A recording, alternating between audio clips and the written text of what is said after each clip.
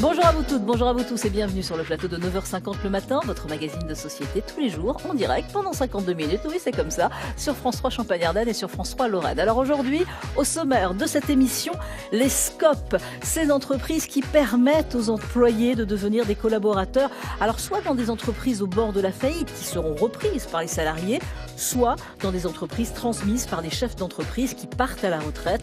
Comment devient-on du jour au lendemain actionnaire, collaborateur? Quels sont les avantages, quels sont les inconvénients? Élément de réponse avec Marie-Madeleine Maucourt, directrice de l'Union régionale des SCOP Grand Est. Nous allons nous intéresser aujourd'hui aux SCOP, ces entreprises qui permettent aux employés de devenir collaborateurs. Alors soit dans des entreprises au bord de la faillite, qui seront reprises par des salariés, soit des entreprises transmises par des chefs d'entreprise qui partent à la retraite. Alors comment, c'est vrai, devient-on du jour au lendemain actionnaire, collaborateur? Élément de réponse avec vous, Marie-Madeleine Maucourt, bonjour. Vous êtes directrice de l'Union régionale des SCOP Grand Est. Alors, petit rappel peut-être pour les téléspectateurs, j'ai expliqué un petit peu dans la présentation, mais de définir vraiment ce qu'est exactement une SCOP. Une SCOP, c'est une société commerciale comme n'importe quelle entreprise qui vend des services ou des biens.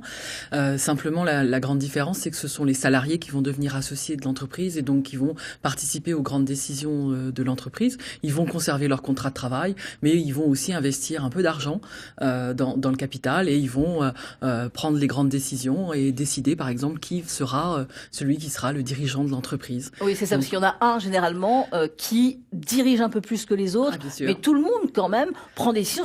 Ils travaillent comme lorsqu'ils étaient salariés, oui. Et ils prennent des décisions aussi. Ils ont leur mot à dire. Ils ont leur mot à dire. Alors, c'est pas du quotidien, enfin, les décisions du quotidien, bien entendu.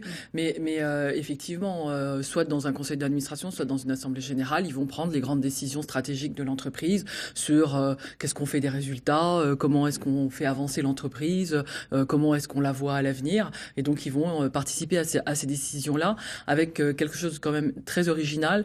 Ils vont le faire de manière démocratique, un homme égale une voix. C'est-à-dire que chaque personne va être associé à l'entreprise, quel que soit le montant de capital qu'il a mis, un homme égale une voix. Ouais, c'est ça, le capital appartient à ses actionnaires, donc ses anciens salariés, mais qui travaillent toujours, évidemment. Oui, qui travaillent toujours, bien entendu. Alors, c'est l'essentiel. Généralement, ça prend forme, c'est ça. Souvent, je donnais l'exemple tout à l'heure dans la présentation, soit pour des entreprises au bord de la faillite, qui sont reprises donc par les salariés, soit aussi des entreprises transmises par exemple, par des chefs d'entreprise qui partent à la retraite, qui n'arrivent peut-être pas à vendre ou qui proposent directement. Oui, voilà. Vous pouvez faire une coopérative, une SCOP simplement avec une création ex nihilo, deux personnes qui se rencontrent et qui veulent faire ensemble, mais globalement, en général, effectivement, ce qui nous colle à la peau, c'est le redressement judiciaire. Enfin, toutes les entreprises en difficulté dont les salariés se disent, finalement, pourquoi pas.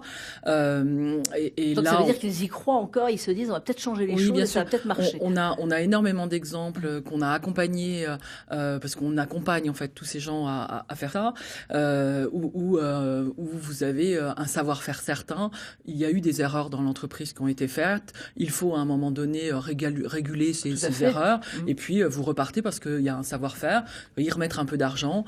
On a des sociétés financières qui permettent aux salariés de ne pas investir des sommes folles dans le redémarrage et donc du coup qui sont en capacité de redémarrer. Donc, et vous les aidez, c'est-à-dire qu'il y a des professionnels qui aident. Oui, on va les accompagner. Ils vont pas y arriver tout seuls. Non, les salariés, on devient collaborateur ou un peu patron. Voilà, c'est ça. C'est un moment lourd de leur vie, c'est un tournant formidable. Mais en même temps, effectivement, il faut être accompagné parce que il y a énormément de législation. Enfin, c'est un sujet qui est lourd et sur lequel ils sont pas forcément avertis. Pour autant, ils ont un savoir-faire. Il y a des clients. Rebondissons. Et là, vous avez sur l'ensemble du Grand Est plus de 3000 salariés qui vivent cette aventure tous les jours. Et je pense que c'est important de pouvoir se dire que voilà, on peut faire ce genre de choses. Alors, on a parlé des sociétés qui sont reprises par des salariés, justement. Reprises il y a 1 an par ces salariés suite à une liquidation judiciaire. Ils sont devenus actionnaires d'une SCOP, l'entreprise Eurofunds, implantée à Doulevant-le-Château et spécialisée justement dans la fabrication de clôtures métalliques. Cette SCOP se porte plutôt bien. Un reportage Mathias Somme, Stéphane Janesco, montage Aurore Cherchel. Sur leur poste de travail, ils ne portent pas de cravate. Pourtant, ces hommes et femmes sont des actionnaires de leur entreprise. Sur les 73 salariés, Ils sont 63 à posséder des parts. Soit on était racheté, ou depuis le début j'ai adhéré en espérant que ça marche. Et c'est ce qui se passe, c'est que ça marche bien. Et puis pour investir aussi pour le canton, puisque le canton est en train de se vider des entreprises, on n'a plus grand-chose, il n'y a plus que ça. Pour les générations futures aussi, qui pourront venir travailler ici. On sait que les bénéfices nous reviendront, c'est ça en fait. Donc si le travail est bien fait, l'argent arrive, c'est comme ça qu'on le voit. Il y a un an, Eurofence était possédé par un groupe suédois qui a fait faillite. Les employés décident alors de renoncer à leur prime de licenciement pour se partager l'entreprise. Dans ce nouveau modèle, plus ils sont productifs, plus leurs gains sont grands, mais cela demande aussi une adaptation. C'est sûr que quand on demande à des salariés d'être partie prenante dans la stratégie de l'entreprise, que ce soit par rapport à un budget, que ce soit par rapport à des prises de décision sur lesquelles ils n'ont pas l'habitude d'être consultés habituellement, donc il a fallu faire donc une adaptation, donc beaucoup de pédagogie dans un premier temps. Ce statut d'entreprise est en pleine expansion dans la région. En 10 ans, son nombre a presque doublé selon les représentants.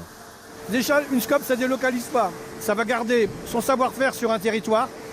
En plus, la gouvernance étant très participative, il est clair que les salariés ne vont pas prendre la décision de se délocaliser. Voilà.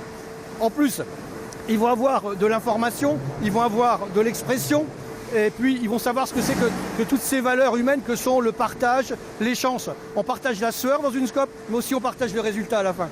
Cette année, le groupe devrait atteindre un chiffre d'affaires de 11 millions d'euros.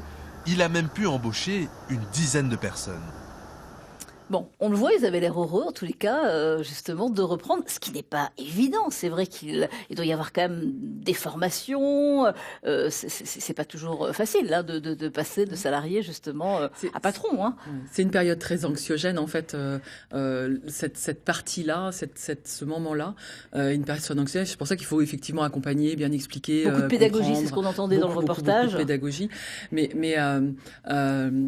les risques pris par les uns les autres ne sont pas forcément important, hein. C'est parce que c'est la réunion de l'ensemble qui fait qu'à un moment donné, on arrive à faire des montants et des plans de financement qui sont importants.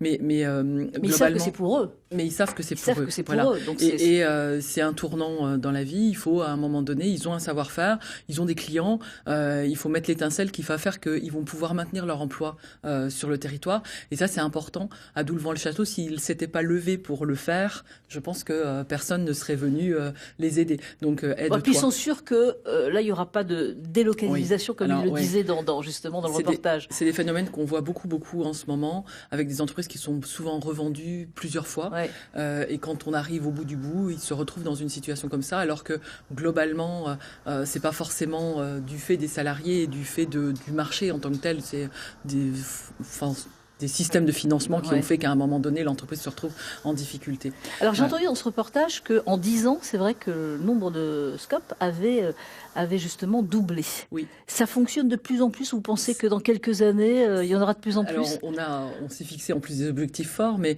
effectivement, ça fonctionne de plus en plus. Alors sur le redressement judiciaire, mais aussi sur la transmission d'entreprises saines, puisque en fait, on a énormément, on sait le papy boomer, énormément de dirigeants qui aujourd'hui cherchent à revendre leur entreprise, ne trouvent pas forcément chaussures à leurs pieds dans les repreneurs.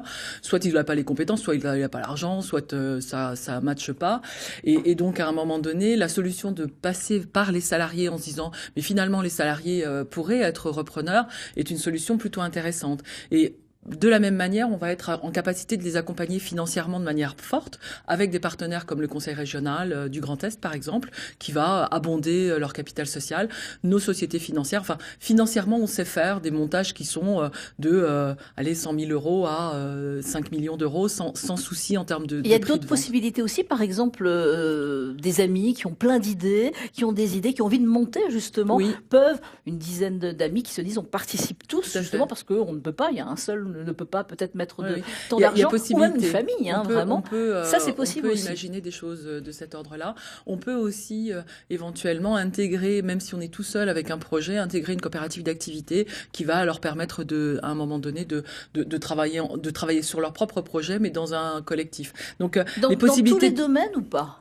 Quasiment dans tous les domaines aujourd'hui. Une personne qui veut ouvrir un magasin peut aussi ? Oui, tout à fait. C'est possible ? Oui, c'est possible. D'accord. Donc on peut vraiment faire des choses très larges dans le monde coopératif avec quand même une dominante, c'est que systématiquement les gens auront un contrat de salarié, donc restent salariés avec la protection sociale du salarié, donc ça, tout en étant associés et tout en étant en capacité de récupérer une partie du résultat, ce qui est quand même pas anodin. C'est-à-dire que la protection existe, l'envie d'entreprendre peut être faite sans des risques considérables. Et puis, évidemment, s'il y a du résultat, une partie de ce résultat leur revient. Donc, est-ce que ça fonctionne dans d'autres pays ? Est-ce qu'on est en retard par rapport à d'autres pays ? Vous en trouvez plutôt dans le sud européen. On va en trouver en Italie, en Espagne, en Suède, assez peu en Allemagne. Voilà. C'est plutôt les endroits là. Et en France, c'est en développement fort depuis. Alors là, on voit les avantages. On voit aussi des avantages il y a des avantages fiscaux. Il y a quelques avantages fiscaux, oui, effectivement, qui sont liés à aussi quelques inconvénients.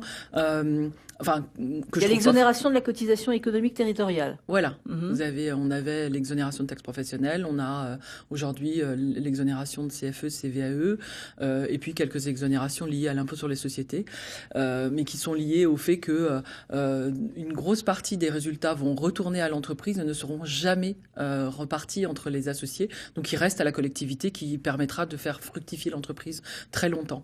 Vous avez en Champagne-Ardenne à Troyes une entreprise qui a plus de 100 ans, qui est sous cette forme-là et qui a été transmise de salarié en salarié au fur et à mesure du temps. Donc, ils se partagent à la fin de l'année les résultats parce que, par exemple, pour avoir une augmentation, c'est non, là, il n'y a pas d'augmentation à demander. Il y a un salaire fixé et après, ils se partagent le bénéfice. Ouais. Il y a un salaire fixé qui est lié au métier dans lequel ils sont et qui est classiquement dans la même catégorie que ce qu'on pourrait trouver dans d'autres sociétés. Et puis, par contre, quand on a gagné de l'argent, effectivement, il y a une partie qui revient systématiquement aux salariés. C'est obligatoire, c'est marqué dans la règle, donc il n'y a même pas de contestation à pouvoir faire. Bon, les conseils que vous donnez aux téléspectateurs qui se disent « Moi, ça m'intéresse, j'ai des projets, peut-être que j'ai pas l'argent pour monter seul une entreprise, mais à plusieurs, ça va être possible ». Où doivent-ils se conseiller ? Ils sont en Lorraine, là, ils sont en Champagne-Ardenne, à nous regarder. Ils arrivent à l'Union régionale des SCOP.